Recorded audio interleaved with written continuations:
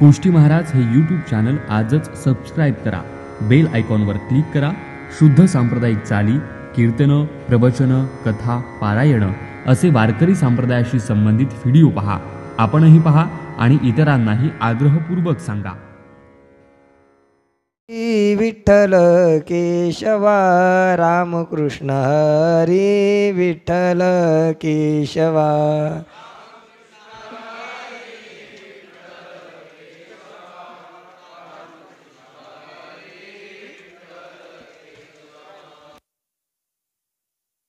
हरी विठ्ठल केशवा रामकृष्ण हरी विठ्ठल केशव. ए पाणी कोणाचं आपलं पडतं का रे? आपले का त्यांना सांगा ना.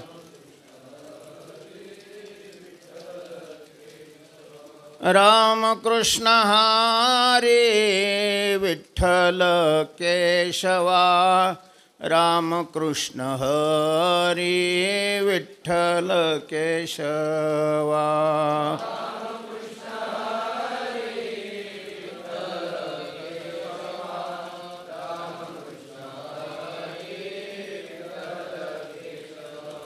रामकृष्ण हरी विठ्ठल केशवा रामकृष्ण हरी विठ्ठल केशवा.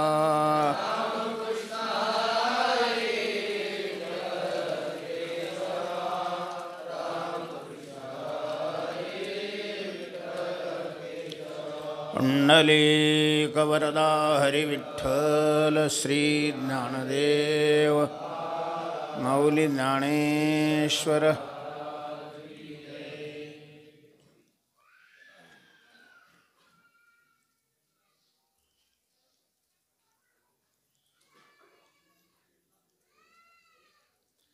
नमो सद्गुरु तुकया ज्ञानदीपा.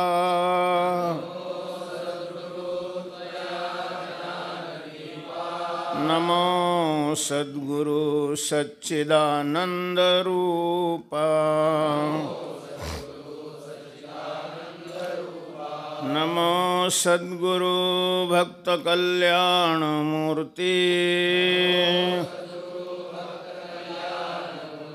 नमो सद्गुरु भास्करा पूर्ण कीर्ति. मनुष्याकृती राघवे ख्याती केली. शिळा शिखरे सागरी तारियेली. तुका स्वामी हा पूर्ण ब्रह्मा प्रकाशी.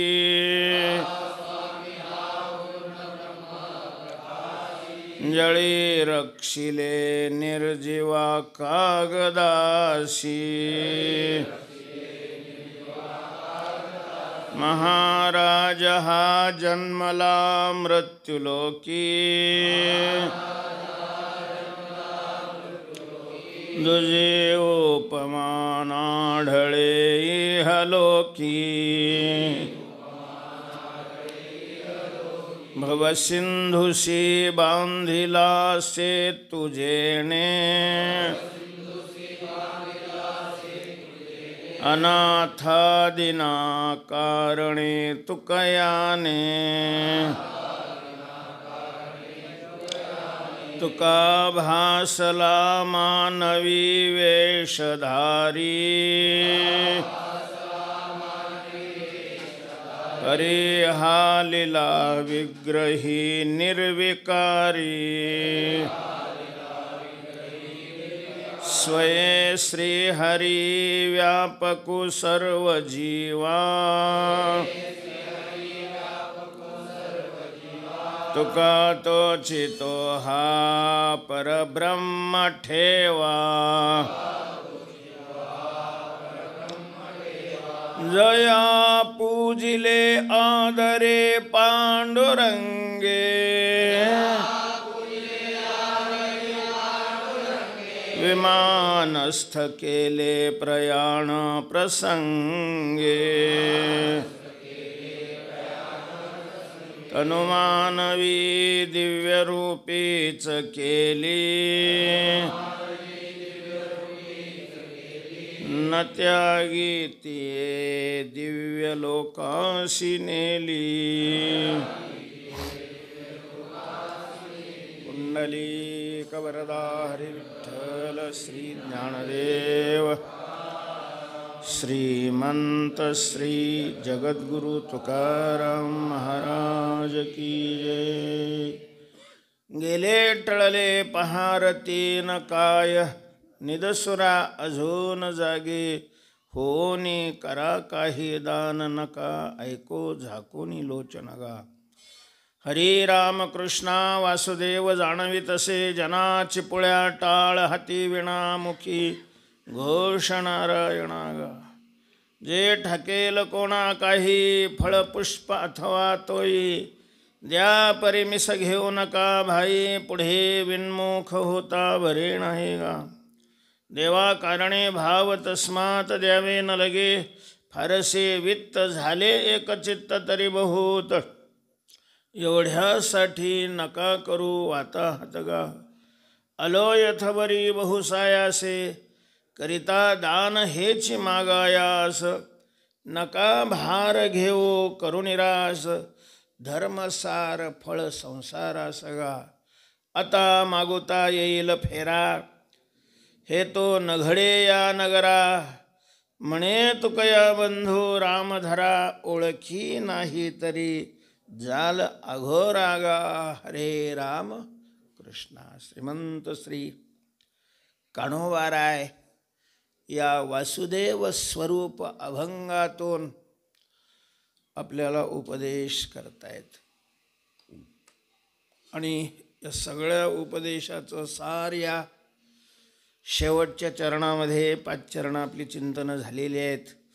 आता हे शेवटच्या चरणाचं चिंतन करायचं आहे.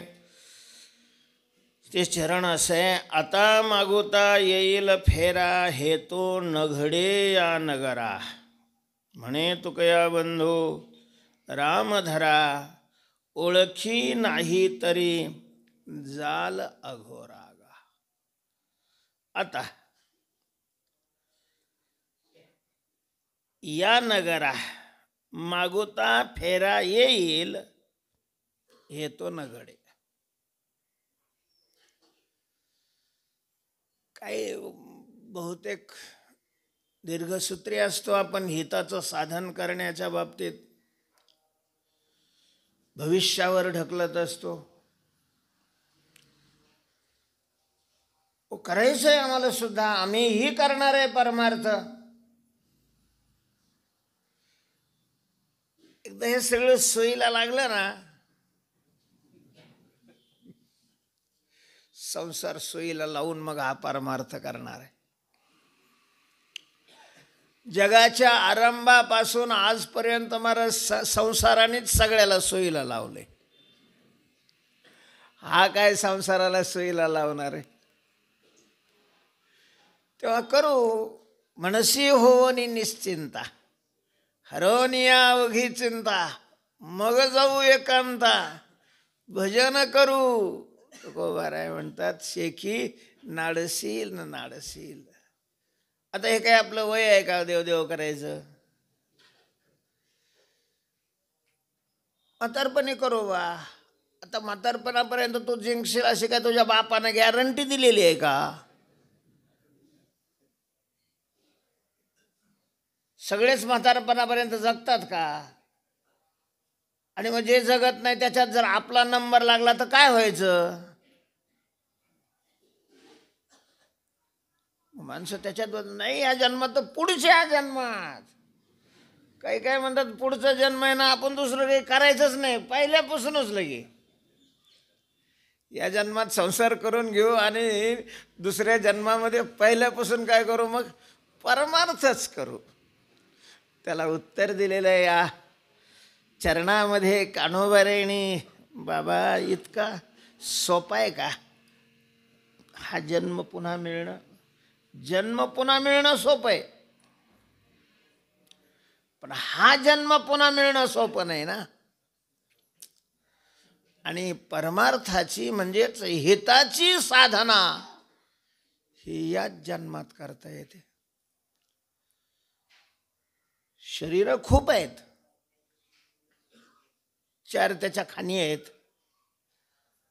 अंडजय, स्वेदजय, उद्भिजय आणि जारज अशा प्रकारचे 21 लाख प्रकार उद्भिजामध्ये आहेत, 21 लाख प्रकार अंडजामध्ये आहेत, 21 लाख प्रकार स्वेदजामध्ये आहेत आणि 21 लाख प्रकार हे जारजामध्ये आहेत. असे 84 लाख प्रकारची शरीर आहेत, 1,84,00,000.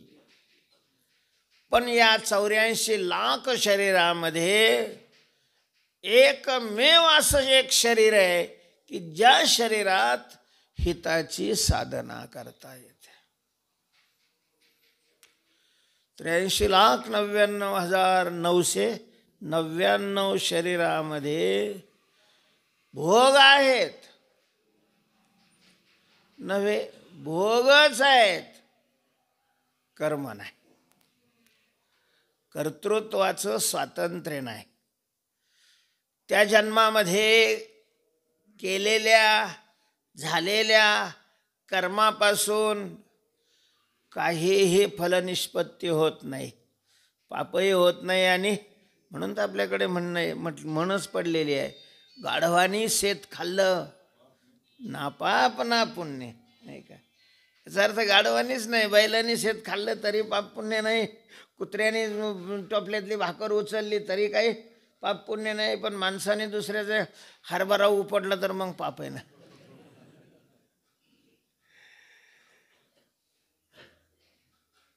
मनुष्या वाचो निविधाना आन नाही, वेदत्रयीची पाना ने अन्यत्र लागो अर्जुना.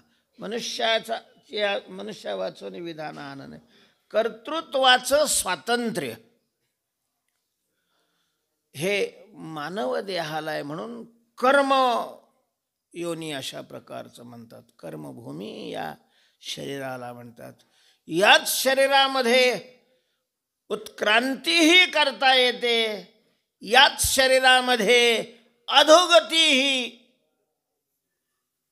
भोगता येते, अधोगतीलाही जाता येतं. म्हणून पूर्वीचे कीर्तनकार मंडळी मानव शरीर हे जंक्शन स्टेशन आहे असं म्हणायचे. जंक्शन स्टेशन असतात म्हणजे भारतातल्या कुठल्याही भागामध्ये तिथून गाडी जात असते. दादर जंक्शन स्टेशन आहे. तुम्हाला कुठल्याही राज्यात जायचं असेल तर तिथून गाडी मिळत असते. तसं मानवदेह त्या दादरपेक्षा मोठं जंक्शन आहे. इथून जगातल्या कुठल्याही लोकांमध्ये जाता येतं, वैकुंठाला जाता येतं, सत्यलोकाला जाता येतं, स्वर्गामध्ये जाता येतं, पुन्हा या लोकात येता येतं, खालच्या लोकांमध्ये कृमी कीट योनीलाही जाता येतं, सगळ्या ठिकाणी जाता येतं इथून. म्हणून हे उत्कृष्ट प्रकारचं जंक्शन आहे. कारण इथंच कर्म 15व्या अध्यायामध्ये संसाराचं वर्णन वृक्षाच्या रूपकाने केलेलं आहे. आणि ते वर्णन करत असताना हा संसाररूपी वृक्ष ऊर्ध्वमूल मांडलेला आहे. ऊर्ध्वमूल मधशाख मश्वत्थम प्राहुरव्ययम, म्हणजे याची मुळं वरती आहेत आणि फांद्या खालती आहेत. मूळ वरती आहे आणि फांद्या खालती आहेत. माया हे मूळ मानलेलं आहे, ब्रह्मस्वरूपाच्या ठिकाणी ते आहे. आणि मग तिथून खाली असं कारणातून मग सूक्ष्मातून स्थूल असा खाली हा प्रपंच वाढलेला आहे. त्यामध्ये विस्तार करत असताना अधश्चोर्ध्वम प्रसृतास्तस्य शाखा गुणप्रवृद्धा विषयप्रवाला अधश्च मूलानि अनुसंततानि. अधहा मूलानी, जसं वर मूळ आहे तसंच याला खाली सुद्धा मूळ आहेत. आणि खालच्या मुळापासून निघणाऱ्या फांद्या खालीच जातात असं नाही, त्या वरतीही जातात, खालतीही जातात आणि मध्येही अशा प्रकारच्या पसरलेल्या आहेत. जणूवरणी विस्ताराने आणि गोड असं त्याचं वर्णन केलं आहे. तर हे खालची मुळं म्हणजे मानव देह आहे. खालचं मूळ म्हणजे कोणतं आहे? मानव देह आहे. त्याला मूळ का म्हटलं तर तिथून चौकडे फांद्या जातात. अगदी सत्यलोकापर्यंत ब्रह्मेशाना परवते वाढणे नाही जीवाते, तेथोनी मग वरवते ब्रह्माचे. ब्रह्मदेव होता येत, ब्रह्मलोकाला जाता येतं. शतएक जन्मा जन्मोनी ब्रह्मकर्मा करी तोची ब्रह्मा आनंद होय. वैकुंठाला जाता येतं महाराज. भगवंताचं चिंतन करत करत वैकुंठ भुवनी घर केले. ज्ञानदेवा ध्यानी रामकृष्ण मनी वैकुंठ भुवनी घर केले. जर ध्यानामध्ये भगवान असेल आणि मनामध्ये भगवान असेल, भगवंताचं चिंतन सतत केलं, अखंड अशा प्रकारचं केलं, तर असं भगवत चिंतन करणारी व्यक्ती भगवत चिंतन करत करत प्राणोत्क्रमण झालं तर त्याला नेण्याकरता विष्णूचे दूत थेट कुठून येतात? वैकुंठावरून येतात महाराज. वैकुंठावरून येतात. वैकुंठाला जाता येतं. स्वर्गाला जायचं असेल तर 100 यज्ञाचं काय लागतं? पुण्य अशा प्रकारचं लागतं. स्वर्गाला जाता येतं. नाही म्हटले आम्हाला खाली नरकाला जायचंय, नरकालाही जाता येतं, इथूनच जाता येतं. डायरेक्ट गाडी आहे, विना थांबाची सुद्धा आहे. काही पॅसेंजर आहेत आणि काही सुपर एक्सप्रेस आहेत आणि काही एक कोड. नरका जावयाची चाड पत्ते दिलेले आहेत तुकोबारेने त्या गाड्यांची. तरी संत निंदा गोड करे कौतुके सदा. जर तुला विना थांबा गाड्याने लगेच हा देह पडला की आपण कुठे गेलो पाहिजे? नरकालाच गेलो पाहिजे अशी तुला इच्छा असेल. असं व्हायला कोणी इच्छा करेल? काही सांगता येत नाही महाराज, काही सांगता येत नाही. फाशा घेण्याच्या इच्छा करतात तर तिथं जायला काय अडचण आहे इच्छा करायला. इच्छा कोण कशाची करेल काही सांगता येत नाही. तर मग संतांची निंदा करायची, गोड मानून अशा प्रकारची करायची. संत निंदेचं एवढं उत्कट पाप असतं की बाकीच्या सगळ्या कर्माला बाजूला सारून उत्कट कर्माचं फल तात्काळ मिळतं महाराज. अरे मेल्यावर नरकात जातील नाही, जिवंतपणी तुला नरक भोगायला मिळेल. जिवंतपणी मेल्यावर जाशील याच्यात तर विशेष नाहीच आहे. कृमिकीट योनीला जायचे. ताडहम दिशत क्रोरान संसारेषु नराधमान क्षिपाम्यजश्रम शुभान आसरी स्वेव योनिषु आश्रिम योनिमा पन्ना मूढा जन्मनि जन्मनि माम प्राप्येव कौंतेय ततो यांते धमांगते. त्यामुळं या शरीरातून कुठंही जाता येतं आणि ते कशाच्या द्वारे जाता येतं? कर्माच्या द्वारे. कर्म ही गाडी आहे. ज्या गाडीत बसलं ती गाडी तिथं नेत असते. तसं जे कर्म केलं त्या कर्माचं फल त्या त्या योनीला घेऊन जातं. अशा प्रकारे कर्माचं स्वातंत्र्य भगवंताने या शरीराला दिलेलं आहे. त्या कर्मापासून पुण्य आणि पाप अशा प्रकारचं उत्पन्न होत असतं. म्हणून या शरीराला क्षेत्र म्हटलेलं आहे. इदं शरीरम कौंतेय क्षेत्रमित्यभिधीयते एतद्यो वेत्ति तं प्राहु क्षेत्रज्ञ. पाप पुण्य येथ पिके म्हणून आम्ही कौतुक क्षेत्र म्हणो. पाप पुण्य येथ पिके. येथ म्हणजे या मानव देहामध्ये पाप पुण्य. चांगली भारी जमीन असल्यामुळं, चांगली जमीन असलं तर उभं पीक येतं महाराज. माणूस पेरला तर उगवल असं म्हणतात लोक. एवढे वाद आहे तो. पण फारच चांगलं काही शेताचं असे असतात महाराज तिथं गवतच नाही उगवत. आमच्याकडे गंगेच्या काठाला अशा काही जमीन आहे गवतच उगवत नाही. एकदा पेरलं वर आलं की 100% पीक ठरलेलंच आहे, काही अडचण नाही आहे. त्या जमिनीपेक्षा हे फारच सुपीक आहे, फारच सुपीक अशा प्रकारचे पेरायचं आपल्या हातात आहे, पेरायचं आपल्या हातात आहे. पण पेरल्यानंतर मग आपल्या हातात नाही. पेरलं का मग जे पेरलेलं आहे ते पीक अफाट येतं, अफाट येतं. 13व्या अध्यायामध्ये धनुर्वारीने वर्णन केलेलं आहे. विधीची चुकवी, अन्याय कुकर्माचा करवी राबजरी, किंवा विधीचे वापे सत्क्रिया बीज आरोपे. शास्त्राने जे सांगितलेलं आहे ते कर्म केलं तर महाराज पुण्य होतं, ते हे करोडो जन्माला पुरतं. पाप केलं दुःख भोगावं लागतं, तेही करोडो जन्मापर्यंत चालतं. म्हणजे एका मनुष्य जन्मामध्ये करोडो जन्म घ्यावे लागतील एवढं कर्म तयार होतं.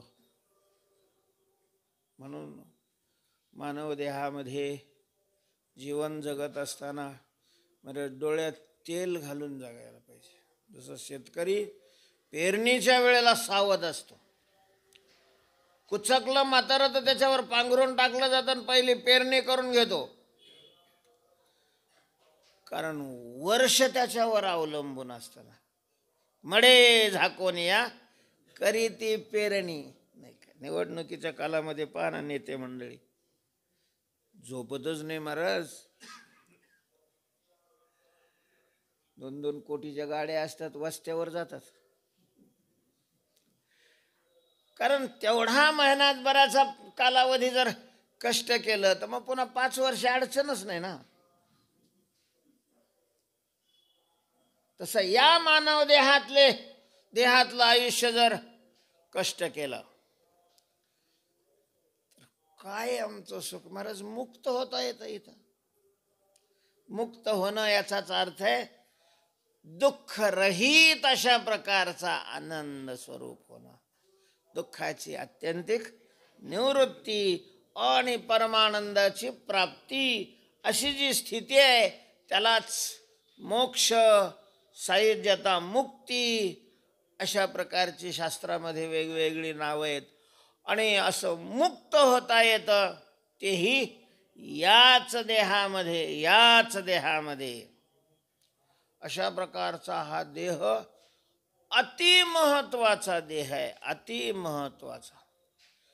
म्हणजे पुण्य करून स्वर्गाला गेलेले मग पस्तावतात, मग देवाकडे प्रार्थना करतात, देवा चुकलोय आम्ही, आता पुन्हा आमच्यावर कृपा कर आणि आम्हाला तो देह दे. इहलोकीचा हा देह देव इच्छिताती पाहे, देव इच्छिताती. स्वर्गीच्या अमर इच्छिताती देवा, मृत्यूलोकी व्हावा जन्म. पण तो इतका सहजी नाही मिळत. जन्म मिळतो काय, जन्म खंतीते न करा होणे गाढव कुत्रा. जसं भाड्यानं राहणारी माणसं पहिलं घर सोडून ह्याच्यावर रस्त्यावर नाही येत, अगोदर दुसरं घर पाहतात, तिथं रंगरंगोटी करतात, आपल्याला पाहिजे तशी व्यवस्था करून घेतात आणि मग पहिलं घर सोडतात. तसं हे घर सोडायच्या अगोदर दुसरं घर तयारच असतं. दुसरं तयार झाल्यानंतरच हे सोडलं जातं. नैसर्गिक रीतीनं जर मृत्यू येत असेल, आलेला असेल, तर त्याचं दुसरं घर काय असतं, तयार असतं. म्हणून जे पूर्वी करत होते त्याच्यात खरं किती होतं खोटं किती होतं मला नाही माहिती. माणूस मेला की त्या जागेवर असं कुंकू पसरून त्याच्यावर परत फिरत झाकून ठेव, त्याच्यावर दिवा लावत असत. आणि असं म्हणतात की दुसऱ्या दिवशी ती ताट उघडून पाहिलं की त्याच्यावर पाऊल उमटत असे. तो पुढं ज्या योनीला जाणार आहे त्याचा तो पाऊल उमटत असे. आता ते कदाचित अंधश्रद्धा असू शकते, पण शास्त्र आहे ना, असं चांगली डोळस श्रद्धा आहे ना, की मेल्यावर दुसरी योनी काय होत असते, प्राप्त होते. शास्त्रामध्ये मरणाला फार महत्त्व दिलेलं नाही. जसं बालकपणातला तरुण होतो की नाही, देहनोस्मिन् यथा देहे कौमारं यौवनं जरा तथा देहांतर प्राप्ती धीरः तत्र न मुह्यते.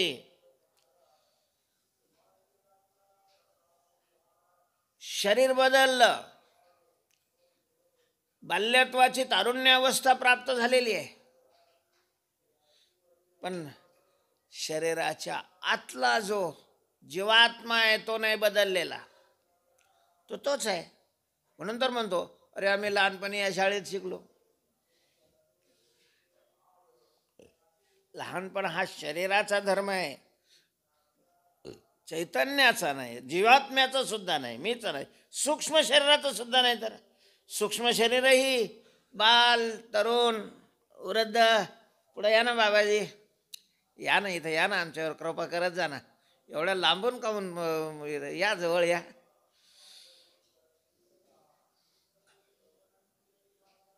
देहिनोस्मिन् यथा देहे, या इथं, या या या या या या. देहिनोस्मिन् यथा देहे कौमारं यौवनं जरा तथा देहांतर प्राप्ती धीरस्तत्र न मुह्यते.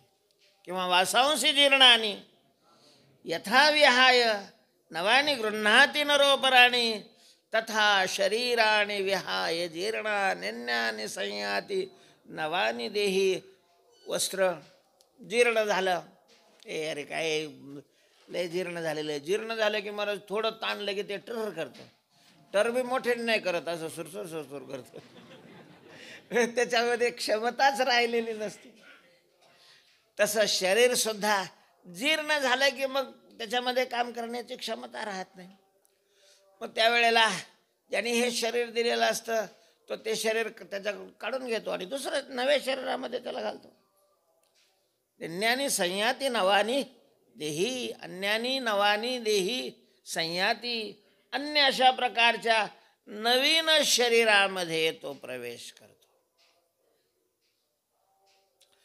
त्यामुळं मेल्यानंतर दुसऱ्या शरीराला जावंच लागतं, जावंच अशा प्रकारचं लागतं. पण नाहीच गेला तर आधी आपल्या हातात थोडी आहे, नाहीच जायचं, जायचं नाही जायचं, कुठं जायचं, कधी जायचं. परतंत्र आहे आपण, परतंत्र. ते स्वातंत्र्य कर्मामध्ये आहे. कर्माचं फल देणारा जो ईश्वर आहे त्या ईश्वराच्या ठिकाणी ते स्वातंत्र्य आहे. कारण काल आपण पाहिलं की कर्म हे भोगल्याशिवाय संपत नाही. कर्म संपण्याचे दोनच मार्ग आहे, एक ज्ञान आणि दुसरा भोग. अज्ञानी माणसाला कर्म भोगूनच संपतं, ते संपतच नाही. आणि एवढं कर्म असतं, आता आपला विषय झालेलाच आहे. करोडो शरीर बदलली तरी कर्म संपत नाही, तयारच राहतं. महाराज संचिताची रेल्वे आहे, त्याच्यातून प्रारब्धाचा एक डबा काढला तर दुसरे किती डबे त्याला जोडलेले असतात. त्यामुळं जन्म ठरलेला आहे, निश्चित अशा प्रकारचा आहे. खंती ते न करा, जन्म घ्यावा लागतो. पण जो जन्म घ्यायचा आहे तो कर्माचं स्वातंत्र्य असलेल्या मानवाचा मिळेल याची शाश्वती नाही. हा देह दुर्लभ आहे, कागताली न्यायाने तो मिळालेला आहे, असं तुकोबाराय म्हणतात.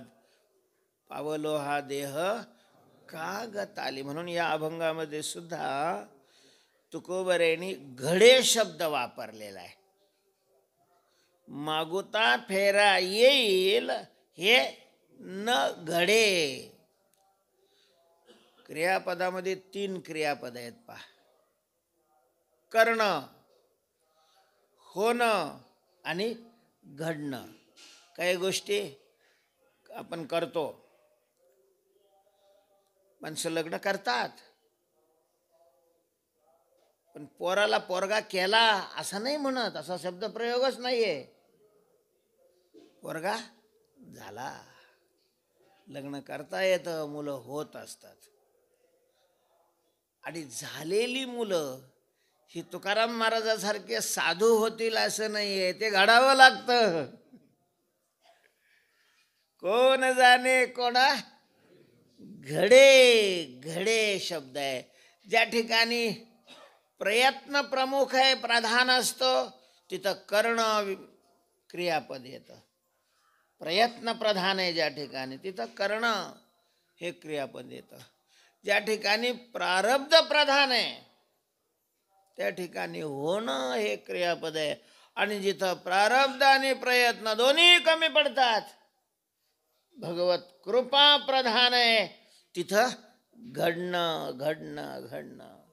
तेव्हा न घडे उपाय, तिथं उपाय चालत नाही, घडत नाही, अशा प्रकारचा हा आपल्याला देह मिळालेला आहे. लोकांना वाटतो किती को माणसं आहेत, जागतिक चिंतेचा विषय झालेला आहे, इतके लोक झालेले आहेत, एवढी गर्दी आहे महाराज, किड्या मुंग्यासारखी किती का माणसं आहेत. आणि एवढं काय नरदेह दुर्लभ जाणार, मानवदेह दुर्लभ आहे, दुर्लभ आहे. तरीही मानवदेह दुर्लभ आहे आणि अति अल्पसंख्य आहे. काय वाटतं तुम्हाला, जगामध्ये डास जास्त आहे का माणसं जास्त आहे? या आळंदीमध्येच पहा, डास डास डास जास्त असतील तर का वारीतले लोक जास्त असतील? डास जास्त आहे. पण डास आता एक प्रकार झाला, लाल मुंग्या. महाराज आपल्या घरात किती मुंग्या माहिती आहे आपल्याला?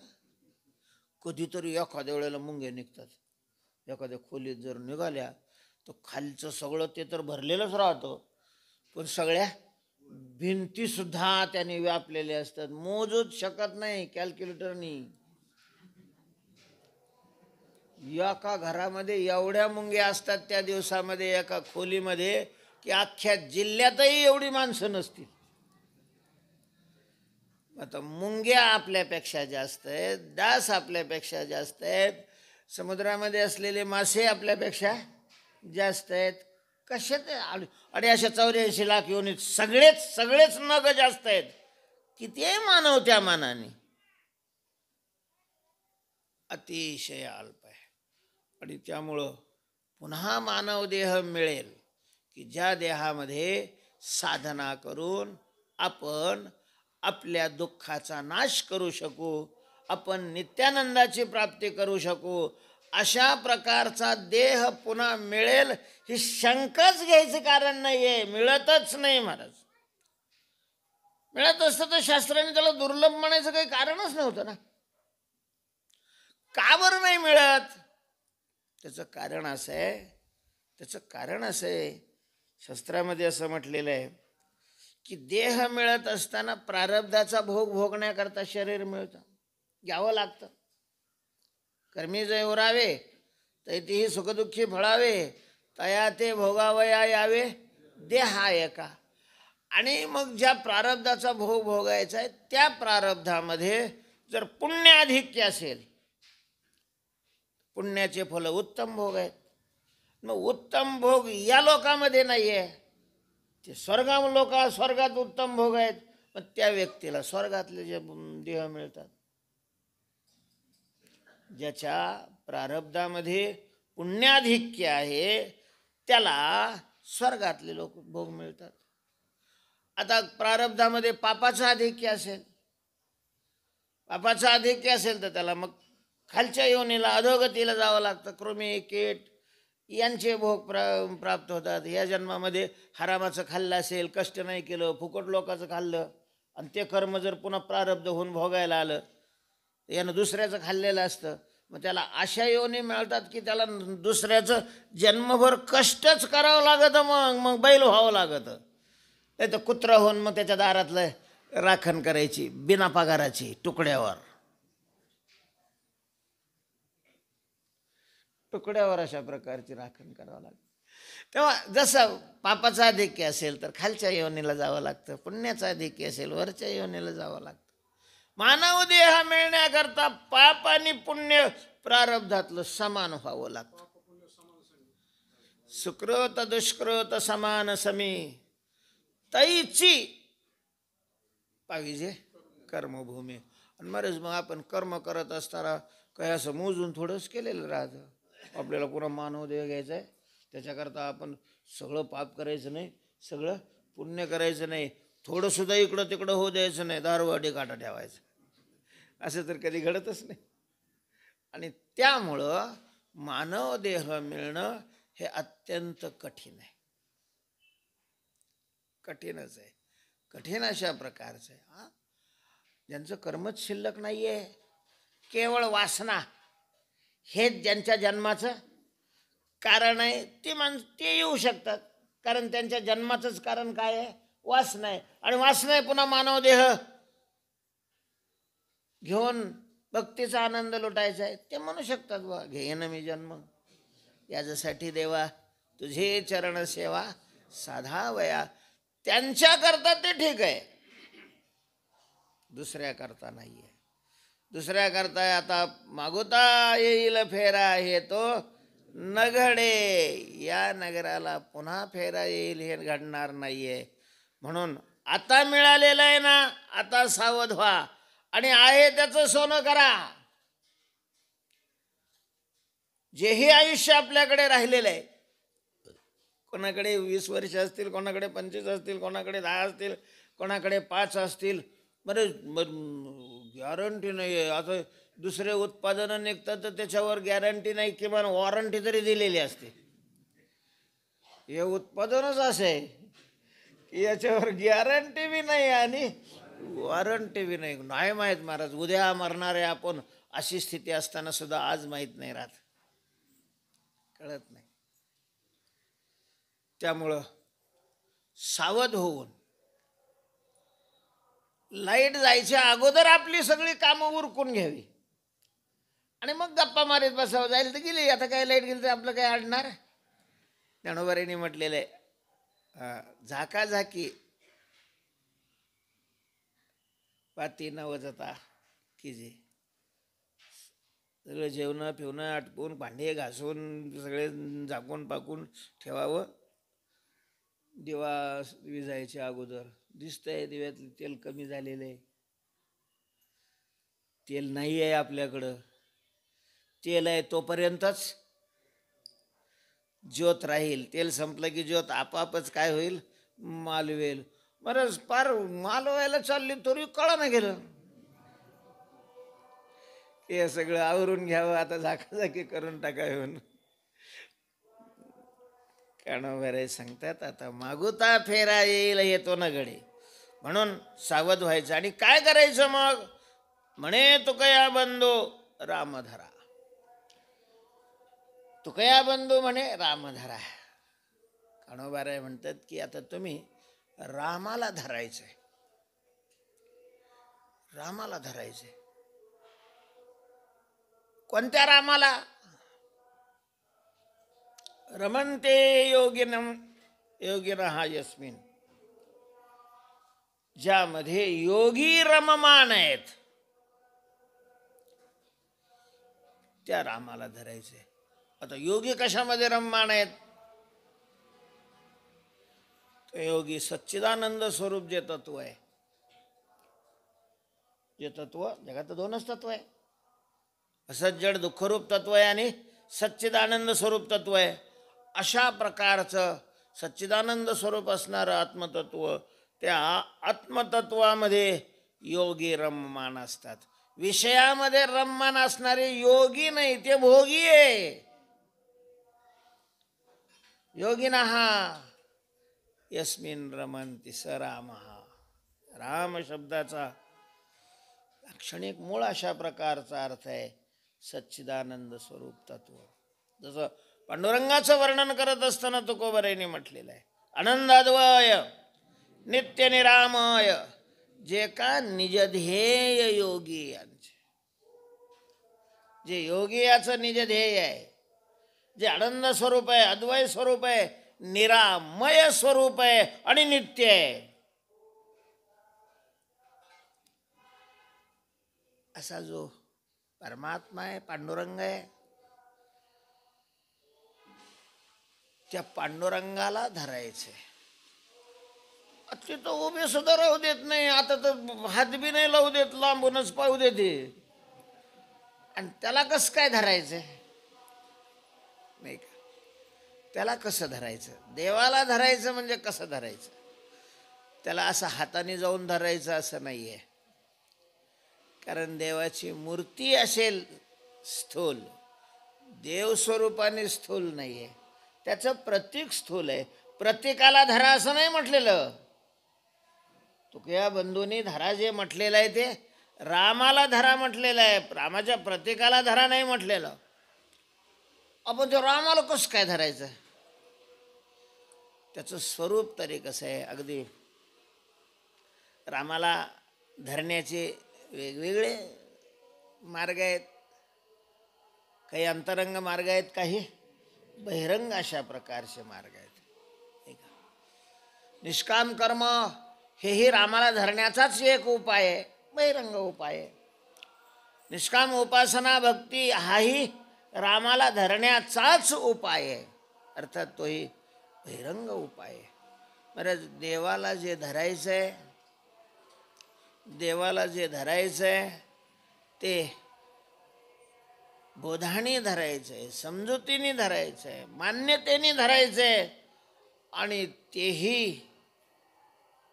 तेही ज्याला शास्त्रामध्ये अहंग्रह ध्यान म्हणतात, आत्मस्वरूपाने धरायचं आहे. किती नुसतं शब्द वापरलेला आहे. तो कया बंधू राम धरा. अनेक अभंग आहेत महाराज तुकोबारायचे. तर एक धरिला चित्ती आम्ही रखुमाईचा पती. आम्ही एक रखुमाईचा पती चित्ती धरला. आम्ही एक स्वरूप असणारा. या ठिकाणी एक शब्द हा संख्यावाचक नाही, एक शब्द स्वरूपवाचक आहे, ज्याला कैवल्य स्वरूप अशा प्रकारचं म्हणतात. नचा केवलत्वम नवा केवलत्वम. जिथं स्वगत भेद नाही, जिथं सजातीय भेद नाही, जिथं विजातीय भेद नाही, अशा प्रकारचं जे तत्व आहे त्याला पांडुरंग म्हणतात. त्याला रखुमाईचा पती अशा प्रकारचं म्हणतात.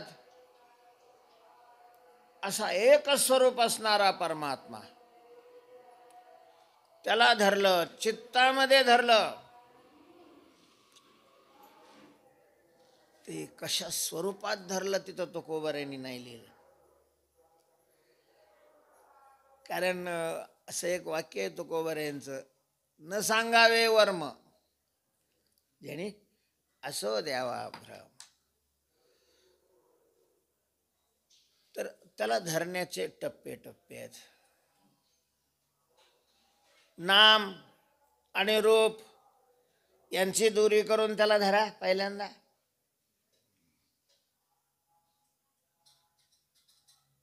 अखंड नामाची धारा ही दोरी आहे, त्यांनी तो धरला जातो. त्याने धरण्याचा त्याला प्रयत्न करावा. म्हणजे शेवटचं अशा प्रकारचं धरण आहे तर ते अहम स्वरूपामध्ये. जसं आपण देहाला धरलं ना, देहाला धरलेलंच आहे ना आपण. ते कसं धरलेलं आहे? अहम रूपाने धरलेलं आहे. अहम रूपाने मी देह, देह मी देह. ओतप्रोत भाव आहे त्याविषयी. देहाविषयी आपल्या ठिकाणी कसा भाव असतो? ओतप्रोत भाव असतो. ओतप्रोत म्हणजे देह मी आहे आणि मी देह आहे. देह मी आहे, मी काळा आहे, मी गोरा आहे, मी जाड आहे, मी उंच आहे, मी ठेंगणा आहे, मी ब्राह्मण आहे, क्षत्रिय आहे, वैश्य आहे, शूद्र आहे, अशा रूपाने आपण मीला धरलेलं आहे. नसताना वास्तविक देहाचा आणि आपला सुतराम संबंध नाही. संबंध असणंही शक्य नाही. सत्ताच वेगळी आहे महाराज, अहमची आणि देहाची. शास्त्रात असं म्हटलेलं आहे की साधक बाधक व्यवहार समान सत्तेमध्ये घडतो. स्वप्नातलं औषध जागृतीत नाही चालत आणि जागृतीतल्या माठातलं पाणी स्वप्नात नाही चालत. स्वप्नात तहान लागली तर पाणी सुद्धा कशातलं लागतं? स्वप्नातलंच लागतं, जागृतीतलं नाही चालत. जागृतीत तहान लागली तर स्वप्नातलं पाणी नाही चालत, तिथं जागृतीतलंच लागतं.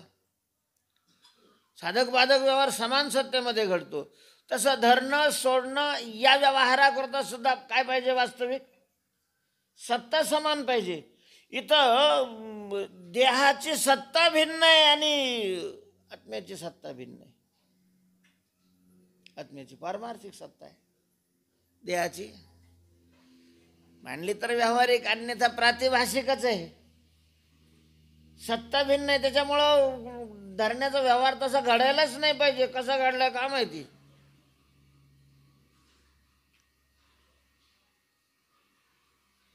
मुक्त होता बरी बळे झाला बद्ध घेऊन या छंद माझे. तेव्हा देहाचा आपला काही संबंध नसताना सुद्धा महाराज आपण इतके हुशार आहे की संबंध नसताना संबंध जोडतोय, नसलेले संबंध जोडतोय. मग असलेला संबंध स्वीकारायला काही हरकत नाही आहे. राम हे आपलं वास्तव स्वरूप आहे आणि वास्तव आहे अशा प्रकारच्या जाणीवेनं त्याला धरायचंय. म्हणे तो कया बंधू राम धरा. रामाला जे धरायचंय ते कशा स्वरूपाने धरायचंय? मी म्हणून धरायचंय.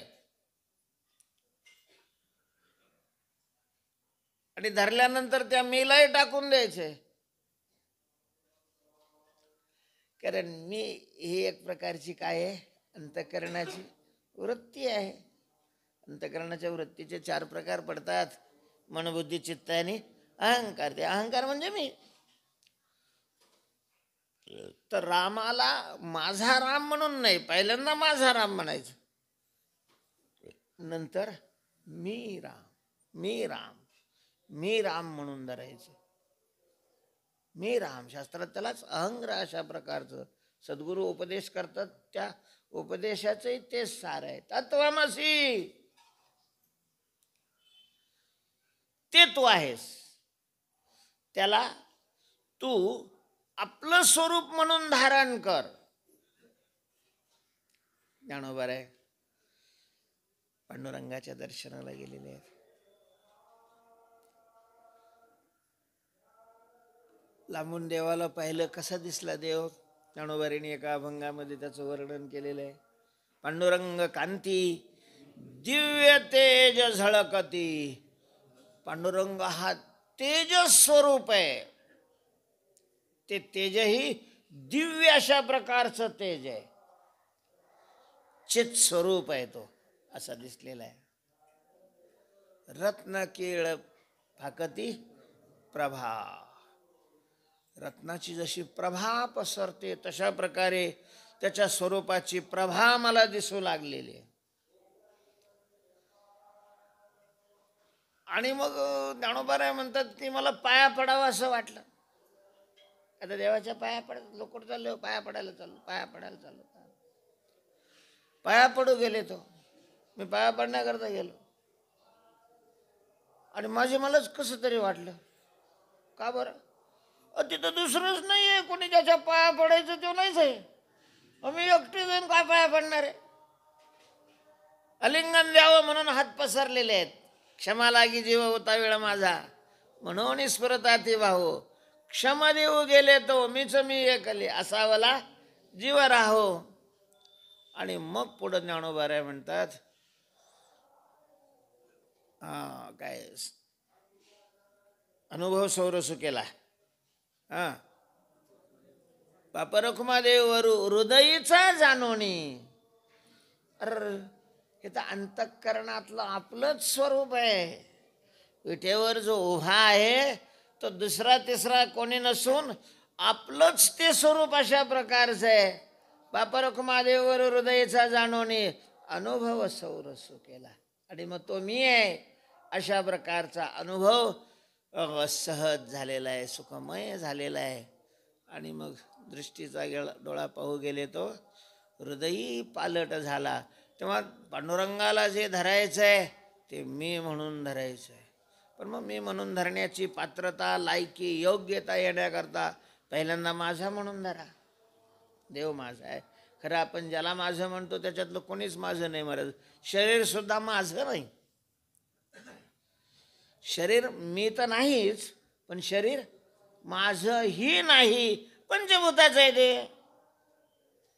त्याच्यामध्ये आकाशाचा काही भाग आहे, वायूचा काही भाग आहे, तेजाचा काही भाग आहे, जलाचा काही भाग आहे आणि जास्त पृथ्वीचा भाग आहे.